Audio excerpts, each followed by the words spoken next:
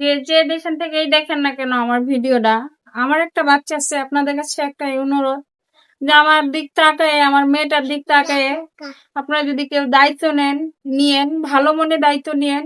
আর আমার Android phone নাই, বড় মোবাইল নাই, আমার ছোট মোবাইল। কেউ যদি দেখা সাক্ষাৎ করতে চান, আমাকে অবশ্যই কথাবার্তা বলে ফোন নিয়ে ডাইরেক্টলি বিয়ে শাদী করতে পারেন।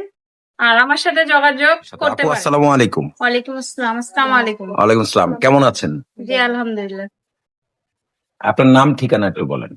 আমার নাম মোসাম্মত আইরিন আক্তার, আমার ঠিকানা নরসিংদী। আচ্ছা, তো এই যে নরসিংদী থেকে আপনি ক্যামেরার সামনে কেন আসছেন সেটা বলেন একটু। আমি লাইফে এসেছি আমার কিছু জীবন কাহিনী নিয়ে, আমার লাইফে আসা যে আমি অসহায়, আমার মা আছে, বাবা নাই, হাজবেন্ড নাই, আমার একটা মেয়ে সন্তান আছে। আমি এই জন্য লাইফে এসেছি যে আমার কিছু কষ্টের কথা তুলে ধরার জন্য প্রবাসী ভাইদের কাছে, দেশ বিদেশ থেকে যাই দেখুক আমার কথাগুলো যেন শুনে খারাপ মনে যেন না করে। আমার একটা মেয়ে সন্তান আছে 2.5 বছর, আমার হাজবেন্ড নাই 2.5 বছর হচ্ছে। আমার মেয়ে যখন গর্ভে ছিল তখন থেকে আমার হাজবেন্ড আর কি রোড অ্যাক্সিডেন্টে একটা দুর্ঘটনায় মারা যায়। তো কিছু করার নাই, এখন আমি এই জন্য লাইফ এসেছি। বাবা নাই, বাবা ছোট থেকেই মারা গেছে। মা আমাকে মানুষ করে বিয়ে শাদী দিছিল। তো কপাল পোড়া, কিছু করার নাই। যাকে জীবন সঙ্গী করছিলাম সেও হারাই গেছে। তো এই জন্য এভাবে কোনো মতো জীবনটা চলতেছে আর কি, কোনো মতো কিছু করার নাই। আচ্ছা, তো আসলে এই যে হাজবেন্ড চলে গেছে 2.5 বছর নাকি? হ্যাঁ 2.5 বছর হচ্ছে। আচ্ছা, তো এই যে হাজবেন্ড চলে যাওয়ার পরে নতুন করে কি কারোর সাথে ঘর বেঁধেছেন কিনা? না, আমি এখনো কারোর সাথে ঘর বাঁধি নাই। ঘর বাঁধার স্বপ্ন ছিল না যে বাচ্চা দেখে মানুষের মতো মানুষ করবো। তো দেখতে পাচ্ছি যে না, আমি একা চলতে পারতেছি না, বাচ্চাকে নিয়ে চলাফেরা করতে পারতেছি না, বাচ্চাকে খাওয়াবো কিভাবে? মা রুমে অসুস্থ, মা কোনো কাজ কাম করতে পারে না, নিজের বাচ্চাটাকে যে নিয়ে রাখবে তাও পারে না, আমাকে মানুষের বাসায় কাজ করতে হয়। কোনো মতো সংসারে টানাটানি চলে। এই জন্য আমি লাইফে আসছি যে একটা ভালো মানুষের প্রয়োজন আছে, আমার একটা মাথার ছাদের দরকার। আর অথবা আমার বাচ্চার বাবা হিসেবে একজন প্রয়োজন, কারণ আমি বাবা হারা, সেটা আমি বুঝতে পারতেছি যে বাবা হারা বেদনা যে একটা মেয়ে বুঝে। তা আমি চাই আমার বাচ্চার বাবা হিসেবে এমন একজন আসুক যে সে বাবার অভাব কি সেটা বুঝে না। আচ্ছা, তো আসলে আপনি তো দেখতে অনেক সুন্দর, আমরা দেখতে পারতেছি অনেক সুন্দর, এবং আপনি একটা ইয়াং বয়সের মেয়ে। তো আসলে আপনার এই স্বামী চলে যাওয়ার পরে আপনার কি কেউ বিয়ে করতে চায় নাই? কেউ কোনো হ্যাঁ প্রস্তাব চাইছে, দেয়নি? অনেকেই প্রস্তাব দিছে, কিন্তু অনেকে প্রস্তাব দিলে হচ্ছে যৌতুক চাচ্ছে। কারণ আমরা চলার মতো আমাদের কোনো সামর্থ্য নাই, শুধু মাথার ঠাইটুকু আছে আমাদের।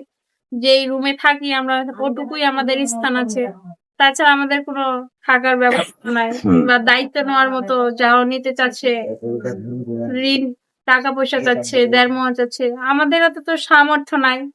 এই জন্য আমি লাইফে আসছি বিয়ে শাদী করার জন্য, যে কোনো ভাই যদি আমার দয়াশীল থাকে, আমাদের প্রতি দেখে তার যদি কারো মায়া লাগে, আমাদেরকে দায়িত্ব নেয়, মাথার ছাদ হিসাবে থাকে, আমি আল্লাহর কাছে লাখো শুকরিয়া হব যে আমার পাশে কেউ যদি থাকে।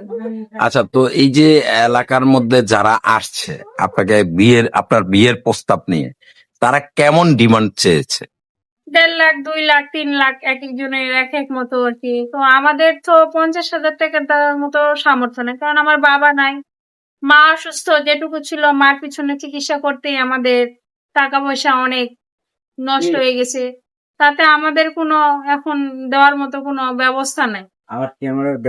আচ্ছা, তো এই যে আপনার মানে যেমন আমরা জানি ছেলেরা সুন্দরীর পূজারী, তা আপনি তো দেখতে অনেক সুন্দর, আপনাকে তো এমনি নিয়ে যাওয়ার কথা।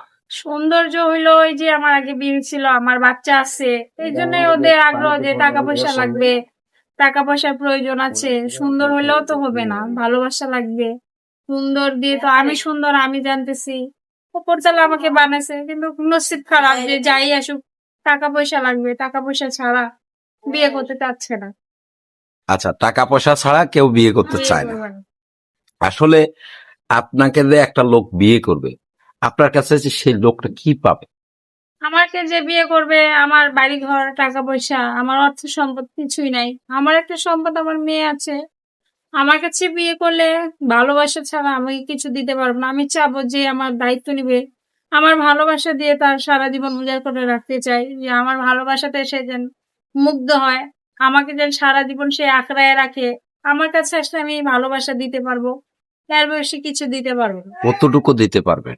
আমার কাছে যতটুকু আছে, আমি যতটুকু পারবো, আমি চাই একটা পুরুষ যেন একটা নারীর ভালোবাসাতে তার মন জয় করে, সেই ভালোবাসায় জীবন যেন সারা জীবন ও আমার ভালোবাসাতেই থাকতে পারে, আচ্ছা, মানে আপনার কাছ থেকে আর কোথাও যেন ছুটে না না যায়। যেতে পারে। হ্যাঁ, আচ্ছা, তো আপু আসলে আপনি কেমন বয়সের কোন ধরনের লোক চাচ্ছেন একটু যদি বলতেন। বয়সটা যেমনই হোক, যে আমাকে বিয়ে করবে, দায়িত্ব নিবে, সে তো বুঝতে পারবে যে আমার বয়সটা কেমন, আমি কেমন।